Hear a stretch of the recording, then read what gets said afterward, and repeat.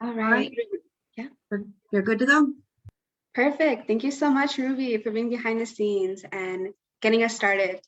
Hello to everyone who's watching on Facebook Live, to all those who are tuning in through Zoom. We are so appreciative that you're sharing this space with us today, spending this hour with us and all these amazing organizations and folks who are doing work to ensure to protect voter rights.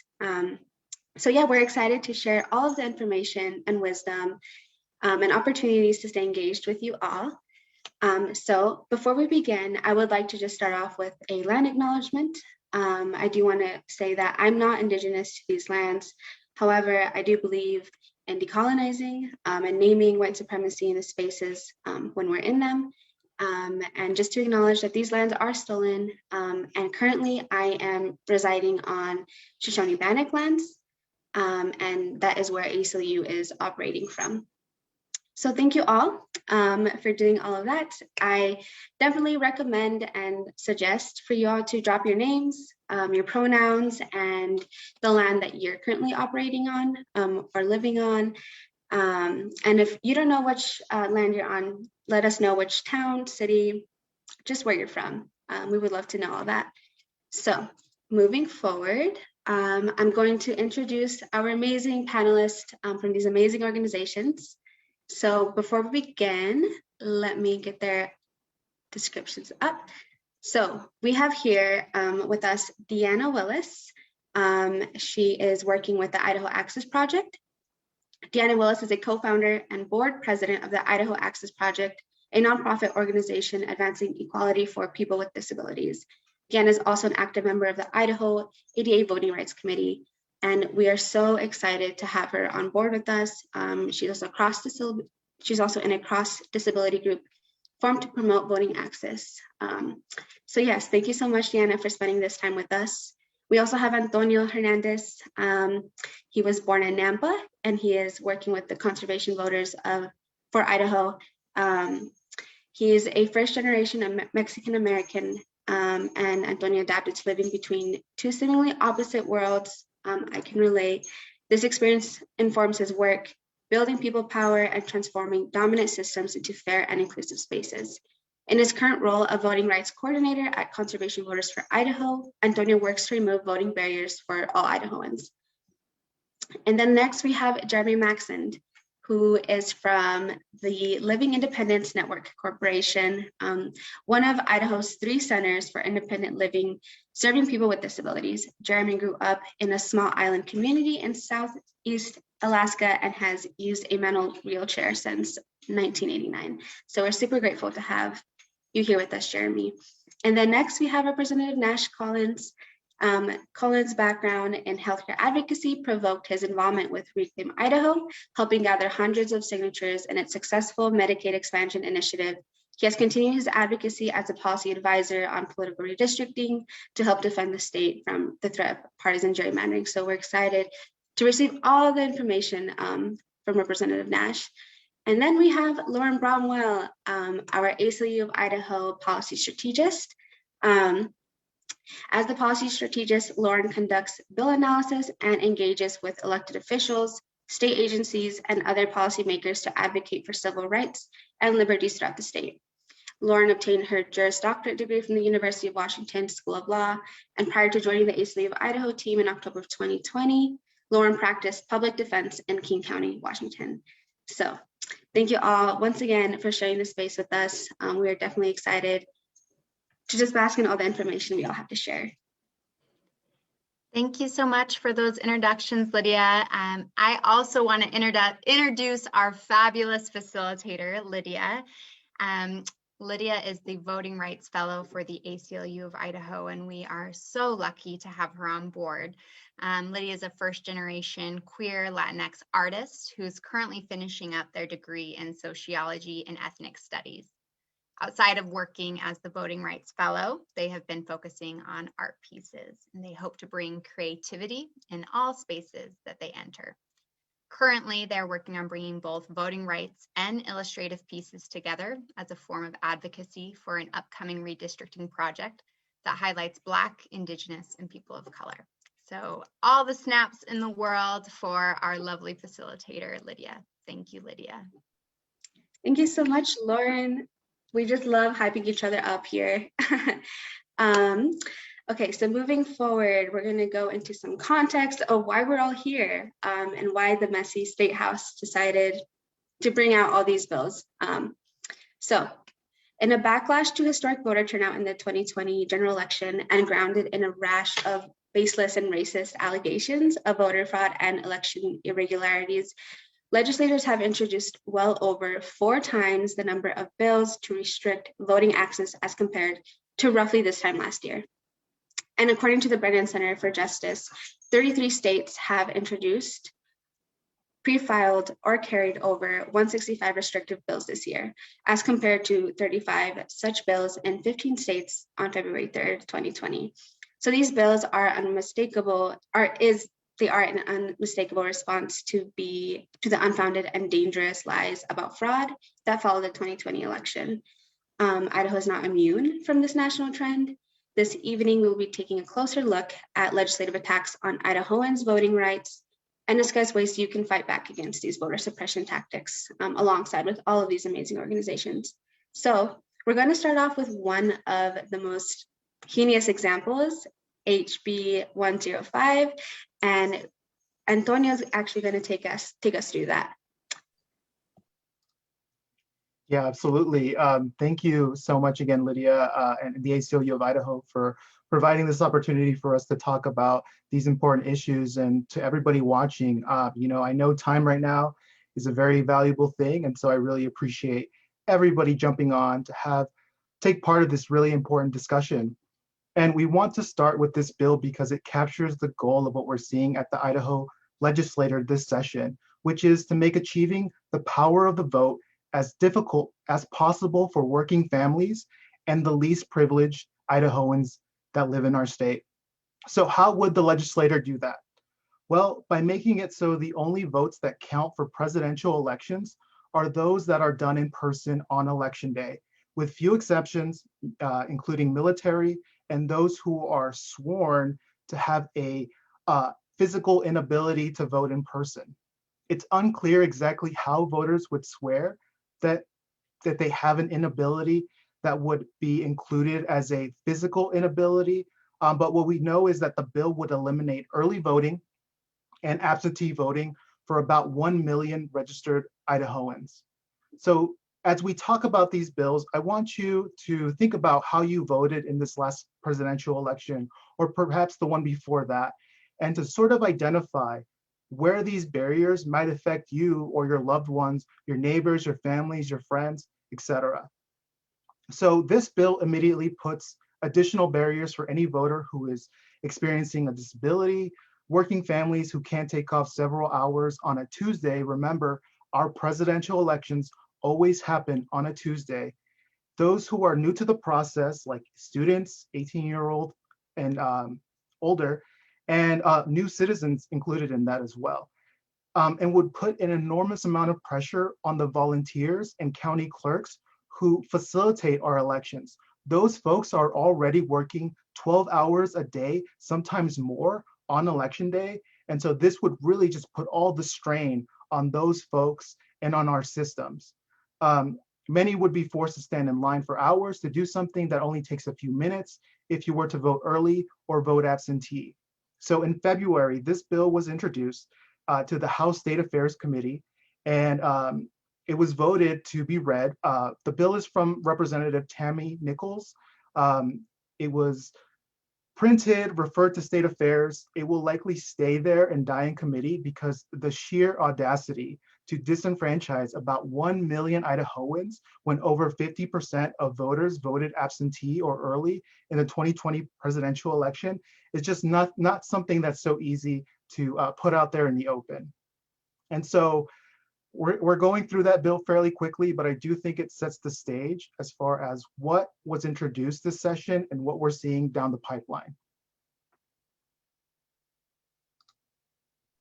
Yes, thank you for all of that, Antonio. And just elevating just the additional barriers that it adds for folks who already are going through a lot with the systems that are already in place. So next, we're going to segue into HB 223 and SB 1167. these two actually criminalize ballot assistance. But before we get to that, we want to do a quick check-in on voter accessibility and what that looks like, what that current process is like in the state of Idaho and how it can be improved. So I would like to ask Deanna for Idaho Access Project, what are some of the current barriers that exist for people with disabilities in voting, and in what ways can we also better enhance those barriers or eliminate them to make it easier for folks with disabilities? Thank you for the question and the invitation to talk tonight. For people with disabilities, voting is fundamental to access and civil rights. And we recognize that there do exist many barriers for people to vote in Idaho. And I will specifically talk about barriers for people who are blind, low vision, or print disabled. And for me, I am blind, and so I have both professional and personal experience on this issue. And for example, in the state of Idaho, it is inaccessible to even use the Idaho Votes website for someone who is using a screen reader to do the necessary tasks of registering to vote or to request an absentee ballot. And actually, this violates federal law because at this moment in time, there is no excuse for the Idaho Votes website to be inaccessible. And to move forward to actually voting, the Idaho Constitution guarantees that all people have the right to vote privately and independently. And currently, that right does not exist for people who are blind or print disabled who choose to vote by mail. And this was really pronounced last year during COVID, when as citizens we had to make the choice of either voting by mail at home with a ballot that is not accessible to someone who is blind or print disabled, or go to a polling location and risk being exposed to COVID. And I'll tell my personal story for voting in 2020. And that is, I made the choice to vote absentee. So I had to get help to actually request the paper ballot to be sent to me. And then I had to make the decision of who I trusted to fill out my ballot and to drop it off at a drop box for me. And I made the choice, because I'm a full human being and adult, that the best choice for me was a good friend. And so she came over to my house. We sat outside with masks on. She filled out my ballot the way I asked her to, and she took my ballot to a drop box in downtown Boise by the city hall. And it's just egregious to me that the state of Idaho has the audacity to say that that would be a crime for the person that I have chosen to be my advocate and my voice in the voting process, that would actually be criminalized. And we have a lot of issues regarding barriers to voting for people with disabilities. And I know my colleague, Jeremy Maxand, will be speaking to this as well. Thank you. Yeah, thank you so much for sharing that, Deanna. And just that constant experience that many voters have to go through our current absentee ballot process. So Lauren, why don't you take us through HB 223 and on the attacks on ballot assistance? Thank you, Lydia. And is it Diana or Deanna? I want to make sure I'm pronouncing it correctly. Diana, thank you. Diana, thanks, Diana. Thank you so much for sharing that. And I'm so eager to learn more about just the implications of, you know, the current process that's in place and how it interferes on voters' ability to vote independently, to vote privately, and you know how bills like House Bill 223 further endangers and suppresses the votes for folks who may have a disability. And so for our viewers out there, House Bill 223, we can talk a little bit more about kind of its history, and Representative Nash can jump into here. It started out as House Bill 88. And then was debated on the House floor and ultimately was sent to the amending order and then reappeared as House Bill 223. And at House Bill 223, what it would do is make it a felony to assist anyone in the collection or conveyance of their ballot. So what does that mean? Well, if your roommate goes and picks up your ballot from a shared mailbox, they could be subject to felony liability. If you have a friend who helps you fill out your ballot, like we heard from Diana, her friend would be subject to felony liability. The only exception is if it's for immediate family members. Immediate family members can carry up to 6 ballots under House Bill 223. And so Representative Nash, walk us through a little bit that debate when it was House Bill 88. What happened? Yeah, this was probably one of the most interesting points in the session. This bill was brought by Representative Mike Moyle, who is the House Majority Leader, arguably the most powerful person in the legislature. And there were challenges not only from Democrats, but from the Republican caucus chair, Megan Blanksma, and from the chair of the House Judiciary and Rules Committee, Representative Greg Cheney. So it was a very lively debate. And ultimately, instead of the bill going down in defeat, what happened is Representative Moyle sent it to general orders, which kind of kept the hope alive. Had it died that day, it probably would have been hard to bring back. However, he brought back a different bill, House Bill 223, and the only substantive change that I'm aware of is it might have amended the family relationships a little bit, and then it also increased the number of ballots that you could take from your own household from 2 to 6. So that passed on a party line vote. So far, Senator Patty Ann Lodge, the chair of the Senate State Affairs Committee, has not given it a hearing.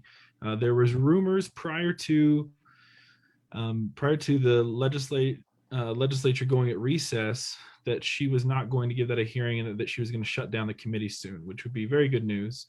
My recommendation to folks who are listening that care about this is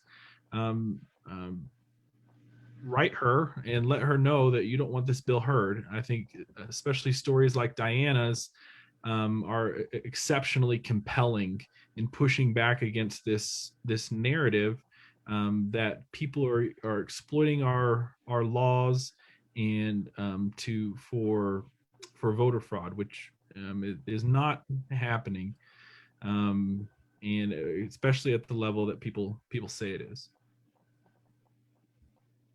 Yeah, and I think, you know, I see a comment from Tracy Olson in the chat. What happens if you don't have any family members to help you? That's exactly right, right? So if you don't have family members, there are no exception for caretakers, for legal guardians. So there are all sorts of implications to House Bill 223 if it were to pass. And we know that ballot tampering and fraud is already illegal in the state of Idaho.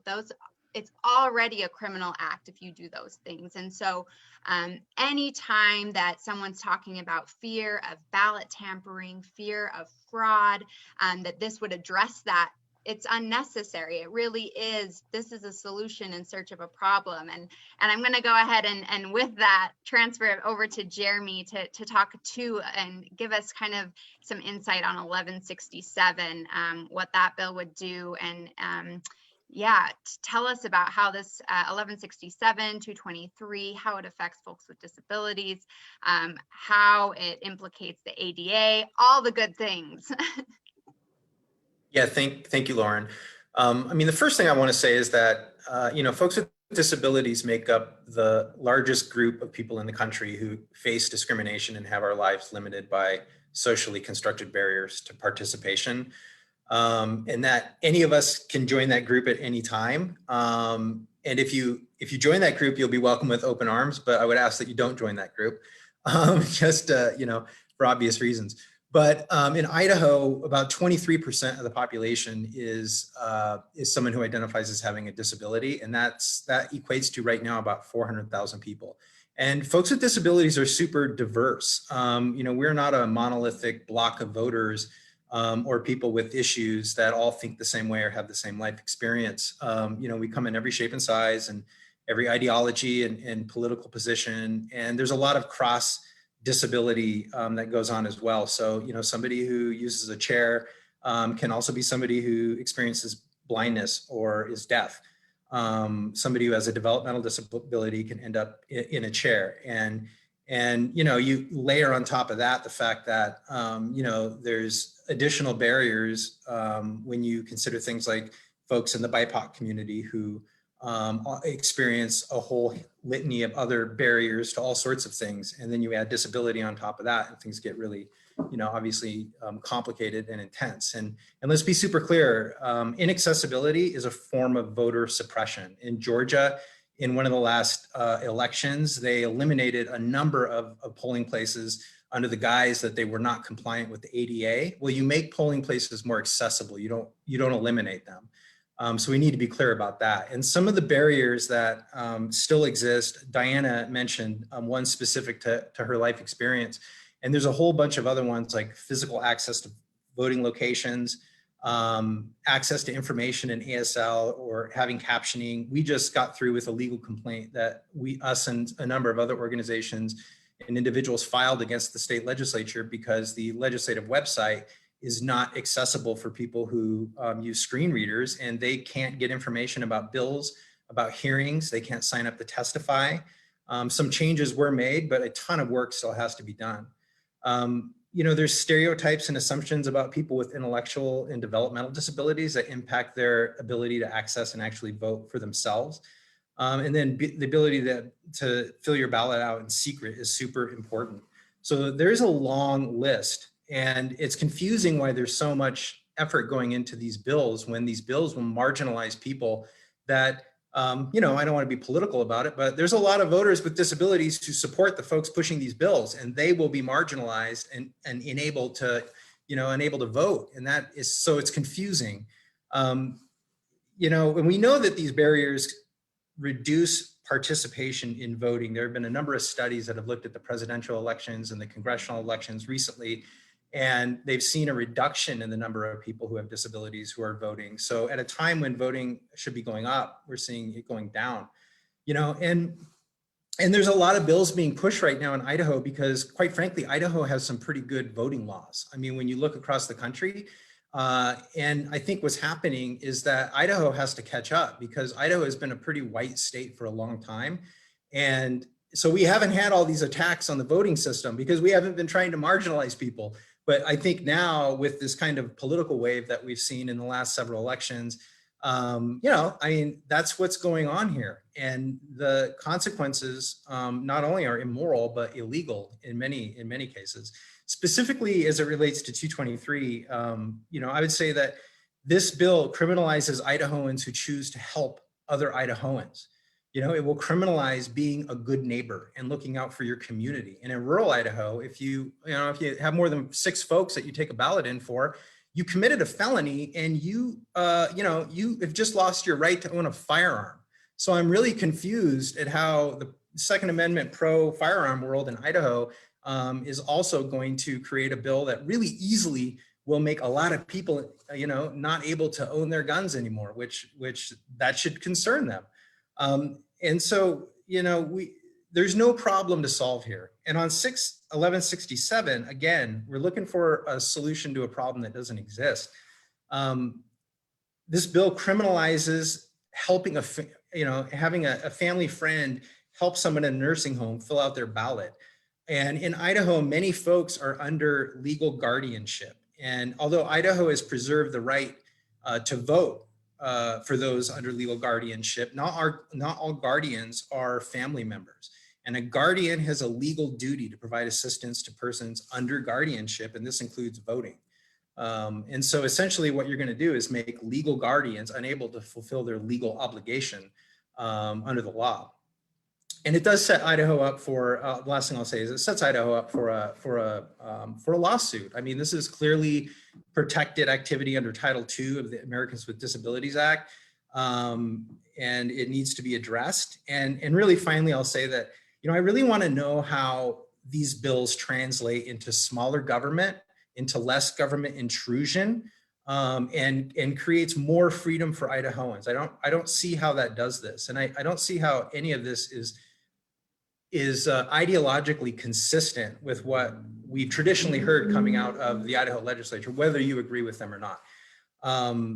So they're doing a lot of work to solve problems that don't exist, but we know that there are a lot of barriers that do need to be addressed. And so final word, I'll just say that I want to encourage everybody to, vote like your life depends on it, because it does.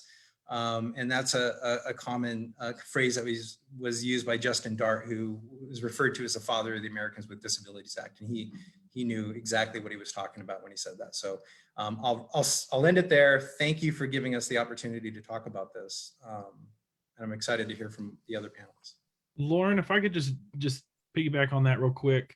There was a comment in a case out of the Supreme Court recently by Justice Neil Gorsuch, where he talked about how we are criminalizing everything nowadays, and how everything's a felony when felonies used to be very narrow set of crimes. And this bill, and this is my debate on the floor, was we're criminalizing something that's not inherently wrong. It's not wrong to take someone's ballot with their permission. We're criminalizing something that looks like it could be impropriety. Like, we've run out of things to criminalize when it comes to voting, that now we're just criminalizing things that it might look like a crime if a guy shows up with 10 ballots. But yeah, that's my 2 cents on that. Yeah, no, thank you all for sharing all of that. And thank you, Jeremy, for taking us through just the barriers that communities with disabilities have, like the additional barriers that they have to go through. And definitely we are here to just raise that awareness and also raise the amazing work that your organization is doing. I wanted to go into this question that Tracy asked in the chat very quickly about how this would impact tribal communities. And Laura, you can speak more about this on how this bill specifically suppresses Indigenous voters, and just a reference to the lawsuit in Montana. Thanks, Lydia. Yes, we know that there is less reliable mail service on remote tribal lands, and ballot collection has been a critical tool in increasing Indigenous voter turnout and pushing back against barriers. And so the Native American Rights Fund has come out strongly against criminalizing ballot assistance, and legislation that is very similar to House Bill 223 was passed in Montana, and the ACLU Montana affiliate brought a suit, and the court found that the legislation was unconstitutional, that it violated tribal members' constitutional right to vote, their right to free speech, their right to freedom of assembly.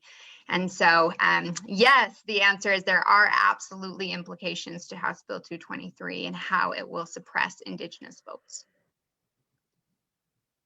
Thank you for sharing. And moving forward, because we are very limited on time, Jeremy, if there's anything else you would like to add on SB 1167 and just how this continues to negatively affect voters with disabilities.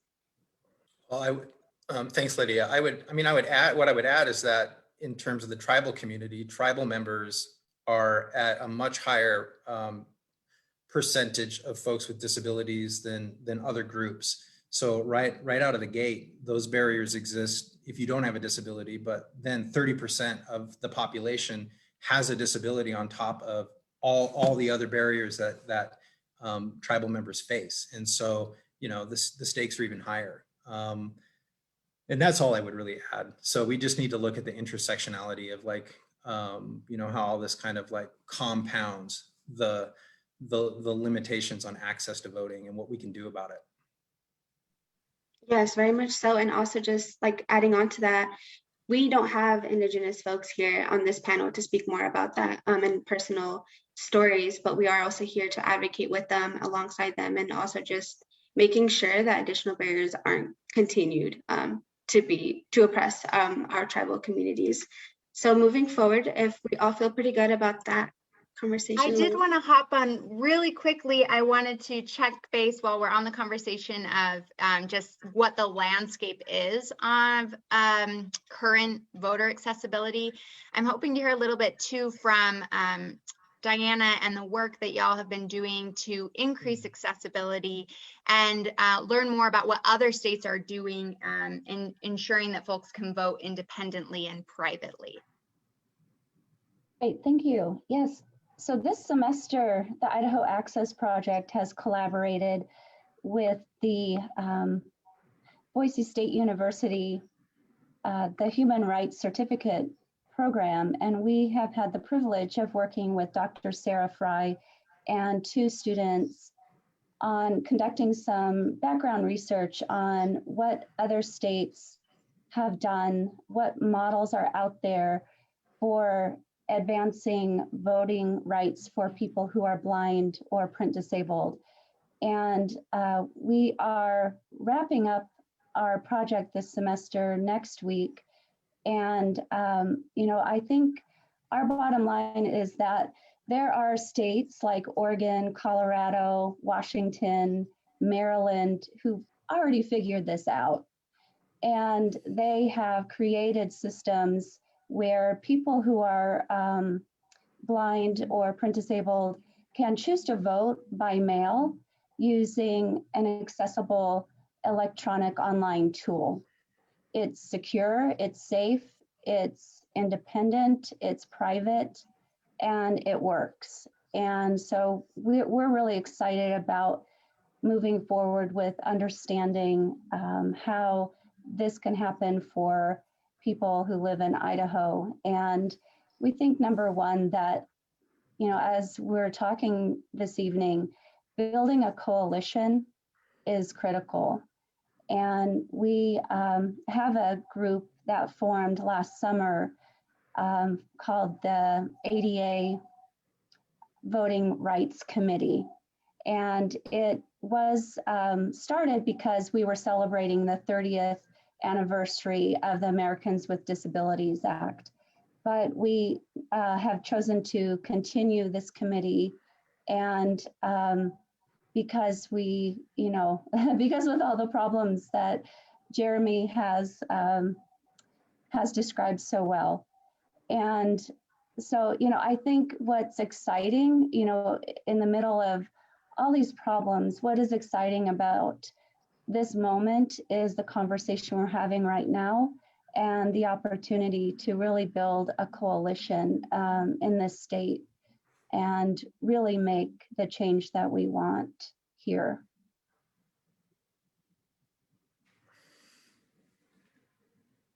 Thank you, Diana. We are definitely excited to be able to just uplift your work and continue all of it and just create that connection and building that relationship with you and the Idaho Access Project. So yeah, moving forward, more on the voter rights attack trends, we're going to look at attacks on ballot initiatives and referendums. So Nash, Representative Nash, if you could take us through a brief history of the ballot initiative process. Yeah, so ballot initiative process in Idaho is a history of every once in a while, usually about once every 10 years, voters decide to get an initiative on the ballot, which is not an easy thing to do. And they do it, they pass it, The legislature freaks out, either undoes it, but without fail makes the process harder every single time. And just for some context, most states that have ballot initiatives, about 20 states, have those requirements in the Constitution. So only voters can be involved in the changing them. There's a few states that don't. Off the top of my head, that's Idaho, Alaska, and Utah. And if you notice trends, those are the states that continually are having the hardest ballot initiative requirements being passed. So we saw this happen in the late 90s when voters passed term limits on the state legislature. Legislature overturned them, then required a distribution requirement of 22 of 44 counties. I believe ACLU was the party in that case that had that overturned on equal protection grounds in the early 2000s. Then the Luna laws happened, and the legislature or the voters via referendum overturned a series of anti-education laws. And then the legislature put in an 18 out of 35 legislative district requirement, which is not easy at all. So from January to April of 2018, every night and weekend, I did not come home after work. I went out and I gathered signatures door to door. And in all that time, I probably got 200 to 300 valid signatures every night and weekend for 3 to 4 months. Like, it is really hard. And there's a bill now that will make that 35 districts. And that might sound like, oh, it's just twice as hard. No, I live in one of the most geographically condensed legislative districts in Idaho. There are districts that are larger than other states. And the idea that you would be able to go to a district 6, 7, or 8 and be able to replicate what I can do in a district 16, which is already hard, is completely and totally unrealistic. Yeah, there are some, I think there's a pretty strong state constitutional argument case to be made. Basically, out of the ACLU litigation, there is some state, there's some case law that says requirements on this constitutional right to enact laws via ballot initiative must be workable and reasonable. That's an open question if this is. Basically, Senate Bill 1159 from 2 years ago, which was defeated with the governor's veto, kind of paved the way for the legislation we're seeing now. And I think a lot of folks, a lot of the Republican supporters feel like, oh, this is not nearly as bad as that, and we passed this. It's still pretty bad. And in some ways it's worse because 1159 never did 35 out of 35. It did, I think, 32, and then a watered down version might have done 24. So yeah, it's really bad bill. I could talk about this for 3 hours, so I'll just pass it on. Yeah, no, thank you. There's another thing that I kind of wanted to highlight was the veto power in a single legislative district. CVI, feel free to come in. Representative Nash, feel free. But I would like to know a little bit more about what that means.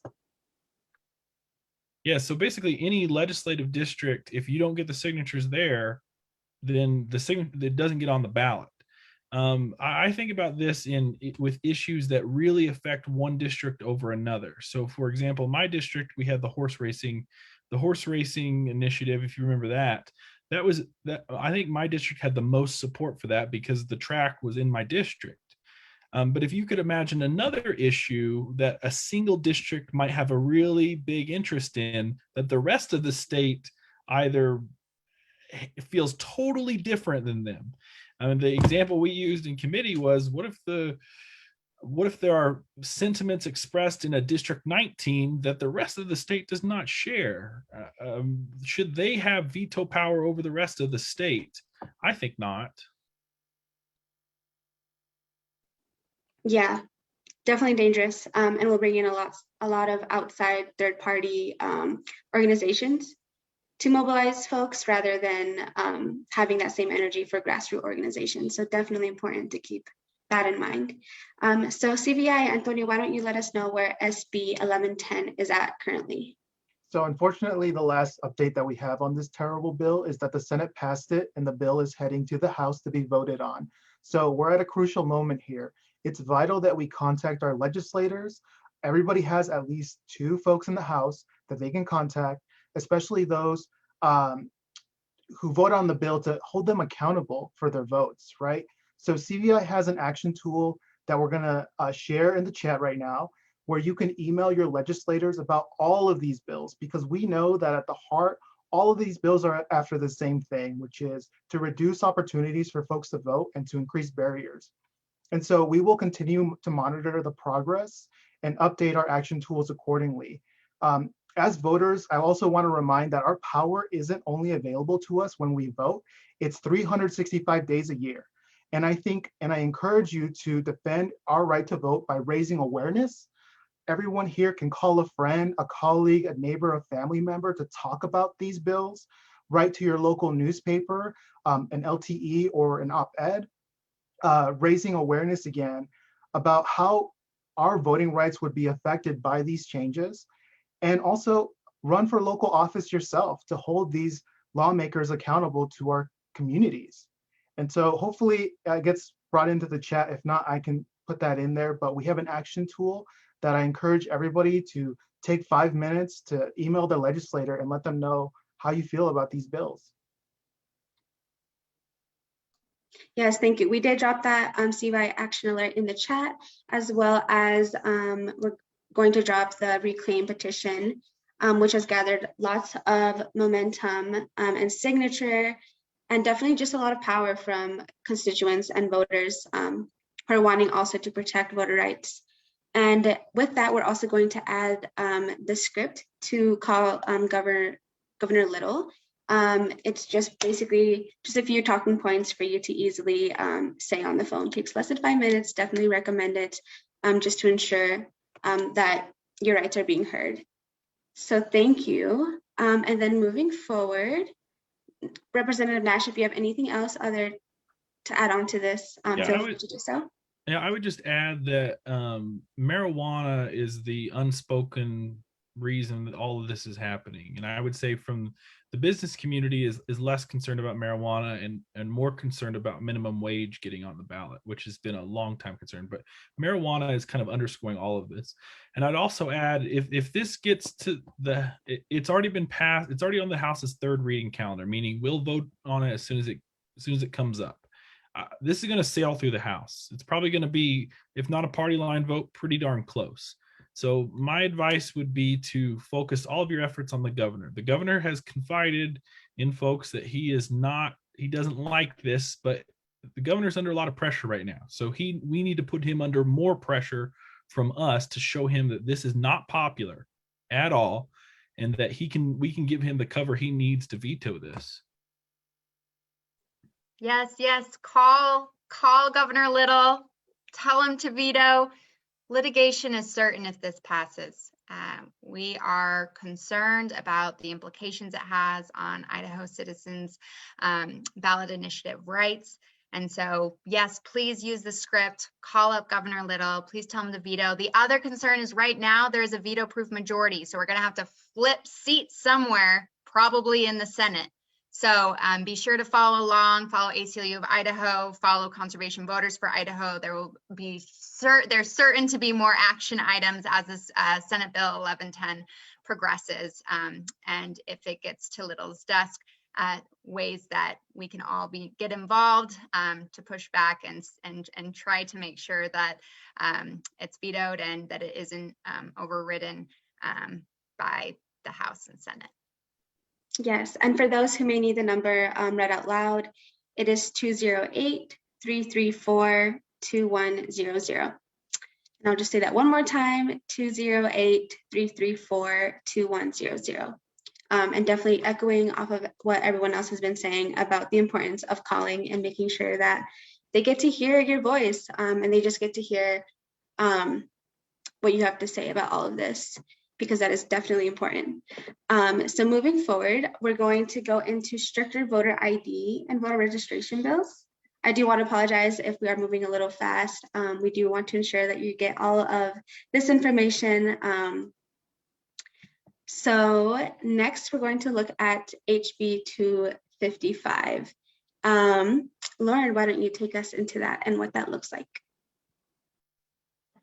Sure. So House Bill 255 is concerning for a variety of reasons, but one that really sticks out to me is that it would make it so that when you register to vote, you would have to provide identification rather than the current process, which allows you to provide the last four of your social security number. And so the reason why that is so concerning is that there are a variety of barriers that exist for someone to be able to get a state issued ID. And so, you know, HB 255 would require Idahoans to provide a driver license number or an identification card issued by the Idaho Department of Transportation in order to register to vote. And this change will disproportionately and unfairly impact low income, racial ethnic minority voters, senior citizens, voters with disabilities, and others who may not have a photo ID. And so, you know, folks may say, hey, what's so hard about getting a voting ID? Also in this particular bill, it says that you can get an ID at no cost, but the problem is that voters have to pay numerous costs, such as paying fees for like birth certificates or transportation in order to get those necessary documents in order to get an ID. And so that's where the cost is really coming from. And so that combined cost of fees to get those documents can be an insurmountable barrier for some low income voters. And so, you know, when we're talking about voter suppression and we're talking about, you know, access, we know that this bill is really dangerous, that strict voter ID requirements, they don't protect our democracy, they exclude people from it. And we know that, you know, the combined costs of getting the document fees and travel expenses estimated a range from $75 to $175. And so again, this seems to be a solution in search of a problem that really targets low income voters in the state of Idaho. So thank you for that question. Tracy, as a student, I believe that the current ID has to match your current address. And I'm not exactly sure whether you can update it on the polls. I feel like you could, but like feel free to check me if that's not accurate. I also did want to kind of touch over really quickly just the additional barriers that this adds for students. As a student myself, I'm not able, if I didn't have any other valid form of ID and I came in with my student ID, I would not be valid. So definitely exclusive to a lot of already minoritized groups that already don't have the resources to continue to vote and to participate. So like everyone else has been saying, this is definitely a solution to a problem that does not exist.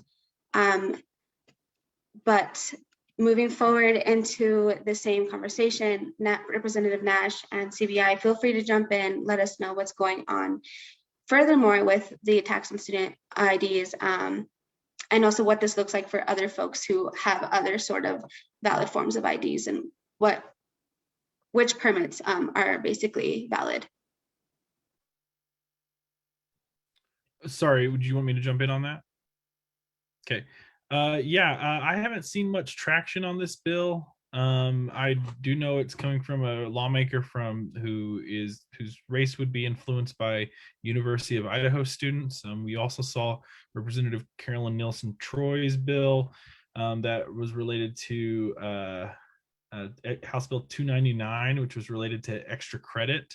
There was a rumor that some professor had offered extra credit for people who had voted, and then he put in a plug against some candidate in a local race up there. And there's some pretty tight races up north that are decided in Moscow, so there is a strong incentive for lawmakers up there who do not feel like they would be benefited from college voters to disenfranchise them.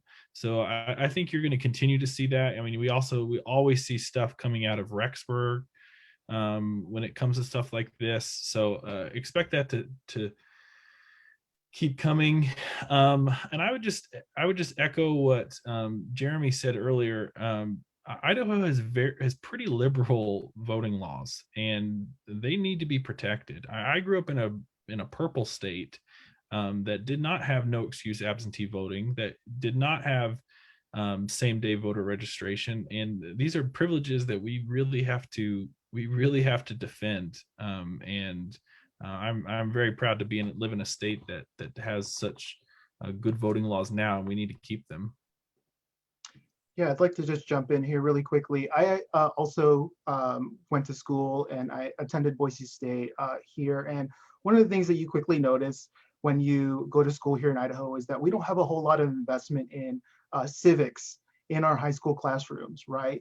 That information around voting, about how to vote and how to register to vote, why it's important, all of that pretty much happens outside of the classroom for the most part, because it's not really supported through our school system the way it should be. And so, to be clear, like, CVI sees this bill as discouraging young people to uphold their civic responsibility of voting, and we should be doing more to encourage folks, especially our young folks, to vote, not less. And we've been working with high school students and college students to provide some of this information, because we see some of the lowest voter turnout in these groups across the state. And so we actually also have a phone team. Shout out to anybody who's ever received a call from us. Our phone team members, they're basically canvassers. They predominantly are also college students who are providing this information to fellow Idahoans. And so we see this as an attack on encouraging folks, especially young folks. If you've ever been voting in person at the poll, there aren't enough young people volunteering to be poll workers. And we overall need to invite more young people in our civic process, not discourage them further. And just to give a little quick update, the bill did pass the House, but it was taken back to committee and is now in the 14th order for amendment. And so we don't know if this bill will come back, but overall, this is just targeting young people and college students. Lydia, can I add something on that too? Yes, definitely. Go ahead. This is a conversation. Yeah, and so I think definitely younger voters, college students, but then I think, again, the unintended consequences of this are that it negatively impacts folks with disabilities. So folks with disabilities are not rich. I mean, a lot of people exist in serious economic hardship, check to check, if that. And the fees for going and getting an ID and the birth certificates and all the stuff that adds up over time is when you're on a fixed income is a real cost, because you're on a fixed income, and just getting to the DMV on a bus in Idaho, let alone in some more rural places, is really difficult. I mean, the bus system is good, but it's not great, and it doesn't work for people with disabilities like it should. And so, when you start adding all these barriers up, it really disincentivizes people from engaging in any way in any of this. I think about having to sit in the cold at the DMV for 3 hours waiting to get into the building. And it's like a lot of people with disabilities, with serious medical conditions, it's not possible. And it's not, we shouldn't ask them to do it. I think, Antonio, you're right on. I mean, we should celebrate. This is what this country is about. This is why we're great. This is why we're strong. This is why, we are, or were, who we have been. And we need to encourage everybody in every way possible to get out and to vote. And yeah, so I won't belabor that, but just, it's, again, the unintended consequences of these attacks on voting, and always end up hurting the people who are at most risk and have the least amount of resources. There's no doubt about that. Yeah, and Diana, feel free to please jump in if you feel the need to. We do want to create this space for everyone to speak. But of course, I would also like to quickly add that addressing Barbara's comment and question on whether we believe that this is something that is for the well-being of voting or whether this is just another form of voter suppression. And by the sounds of it, by the communities that it's attacking, the ways that they're attacking these already underrepresented, already minoritized communities, it's definitely a form of voter suppression. They're not here providing more resources and more accessibility to voting. Rather, they're adding more barriers to communities that are already going through it. But Diana, if you have any more comments to add on to that, feel free to do so. Yes, I can talk personally about having a state identification card for voting. I'm blind, so I don't drive, and I had an expired state ID for quite some time during the time when here in the Boise area, like Jeremy is saying, it would be a 3-4 hour wait at the DMV. And several times I had my family member take me there and then, had to leave because the wait was so long. And I remember calling the Secretary of State's office and asking, look, I have an expired ID, state ID, can I vote in this election? And they said yes, as long as the address matched the registration address, I could vote. And, I wasn't treated like I was trying to do something criminal at that time. And, so finally I had a family member drive me to Horseshoe Bend in the middle of winter to renew my state identification card. And so the difficulty and the challenges are real. We're not just making it up, they are real. Yes, no, definitely. Thank you for sharing that story with us. And now, I would just like to go into some questions that we have with the very few minutes that we have remaining. But very quickly for HB 223, we had a question that asked, what happens if you don't have any family members to help you? And then that just goes back into the accessibility that we have for voting and the programs and resources that we have in place. And that just looks like having a third-party organization support you. And even within that, there will still be criminalization and felony liability. So regardless if it's a family member, third-party organization, under HB 223, you simply cannot receive support for voting. So moving forward, I would just like to ask if there is any voting fraud happening in Idaho currently, or any ballot tampering and fraud illegal activities happening in Idaho currently. Basically, what is the motivation for these legislators to be pushing out these voter right attacks? And anyone feel free to answer. I'll just hop in. If you ask a Phil McGrain, so the Ada County clerk, about voter fraud, he's going to tell you a couple different instances over his tenure of a decade, and it's a lot of times it's more misunderstandings than it is someone intentionally trying to impersonate someone else or steal a ballot. So it does not happen on a scale to influence elections in our state or in our country. It just doesn't. And I would also point out that this last election really revealed along partisan lines that different parties vote differently, which increasingly puts pressure, or I would say adds motivation to disrupt certain types of voting. And you're going to see that on full blast in Georgia. Now, Idaho is pretty homogenous, so we don't there isn't a majority that feels threatened in Idaho by a different minority group right now or by a different political party. They just don't.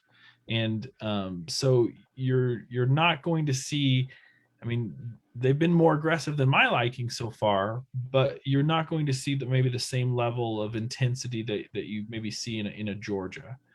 Did I speak to that? Yeah, that's the best I got. It's not happening, but they're going to keep trying it anyways. Right. Not only is it not happening, like we've been talking about during the whole panel, in 2020, we saw the largest voter turnout that we have in a long time. Over 80% of Idahoans voted, right? And so if there was any evidence of voter fraud, of these sort of, security, like weak points, we would see them. But the truth is we did not.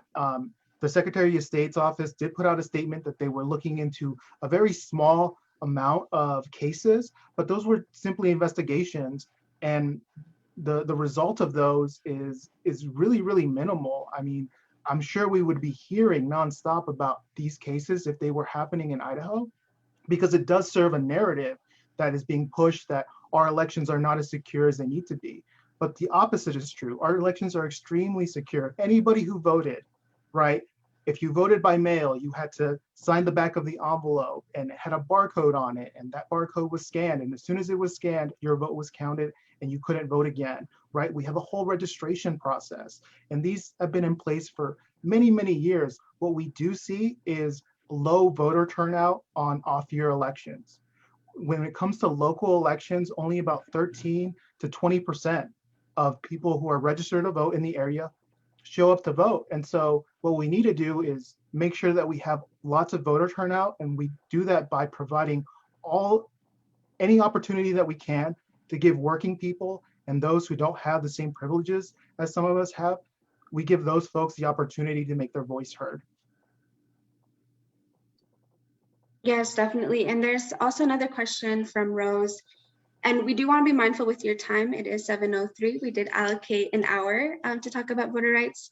But Representative Nash, if you would feel comfortable to respond to the question that Rose dropped in the chat. Yeah, I'm not real sure what she's getting at. Other than I'll just speak to voter ID generally. I don't think a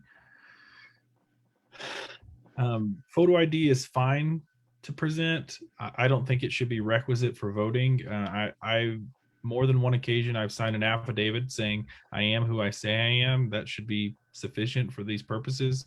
And adding it's a poll tax, and it's I think the status quo in Idaho is good. You have an ID. If you don't, you sign the affidavit. That's fine by me. If there are ways that we can make it more accessible, if there are specific challenges with that, I'm certainly open to addressing that. But I'm not going to lean into voter ID any more than we already do.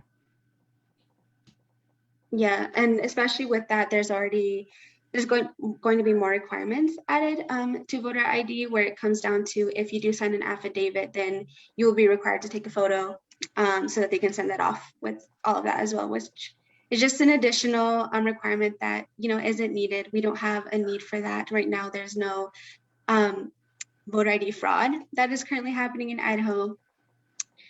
But yes, okay, so like I said, we do want to be mindful with your time. It is 7:05. Once again, if anyone has anything else to say or to add, let us know. But yeah, of course, thank you for joining us. And we definitely want to respect your time. And we hope you have a great rest of your night. We will stay connected. We will follow up with an email with all of the resources that we provided, the recording of this Zoom, so you can go back and reference it. But of course, definitely check out all of the amazing organizations that were able to share this space with us today. And I also want to voice my deep appreciation to our ASL interpreter today. Thank you so much. We appreciate you. And yes, thank you everyone for joining us. It's been such a pleasure holding space with all these incredible panelists and learning alongside y'all, and look forward to further collaboration on all things voting rights. Appreciate you. All right, good night, everyone.